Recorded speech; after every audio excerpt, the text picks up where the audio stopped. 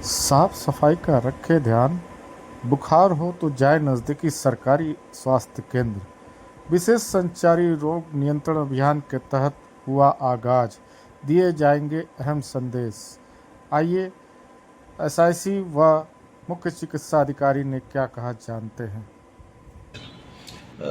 हमारे जिला अस्पताल में डेंगू वार्ड पूरी तरह से तैयार है और जांच की उचित सुविधा मौजूद है।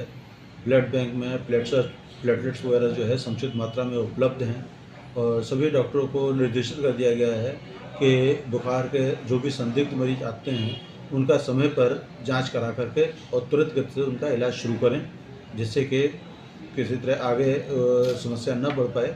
और मैं सभी से अपील करूंगा कि कोई भी बुखार होने पर जांच चाहे जिला अस्पताल में या किसी भी अस्पताल में जाकर के जितनी जल्दी हो सके करवाएं और उचित इलाज लेना सुनिश्चित करें। देखिए, 1 जुलाई से लेकर 31 जुलाई तक संचारी रोग नियंत्रण अभियान शुरू किया जा रहा है और इस अभियान के दौरान जो है विभिन्न 12 विभाग जो हमारे हैं संबंधित, उन सभी विभागों के द्वारा अपने अपने स्तर के से कार्य कराए जाएंगे और इन कार्यों से किस तरह से आगे आने वाली मानसून सीज़न में हम लोग इससे बचें, जो भी मच्छर जनित रोग हैं उनके बारे में बचें।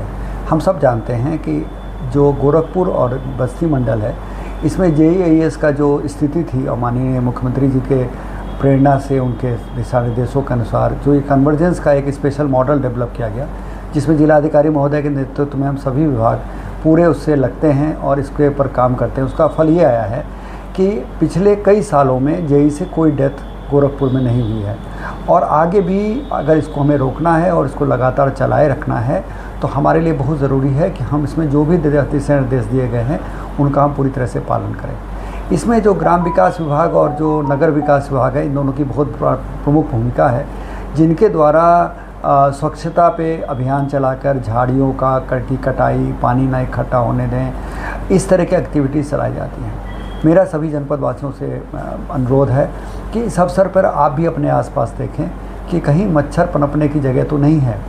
अपने यहाँ जो भी आपके आसपास कहीं पानी इकट्ठा है उसको साफ़ रखें, झाड़ी वगैरह है तो उसकी स्वच्छता रखें। उसमें जो भी हमारे कार्यकर्ता लोग कार्य कर रहे हैं या आप स्वयं अपने घर में कार्य कर रहे हैं, इसका एक विशेष अभियान चला के हम लोग करें। अभी तो मानसून शुरू हुआ है, आप देख रहे हैं कि छुटपुट बरसात शुरू हो गई है, अभी और तेज़ बरसात होने की संभावना है। इसमें मच्छर काफ़ी तेज़ी से पनपते हैं, तो हमें उससे बचने की तैयारी अभी से शुरू कर देनी चाहिए।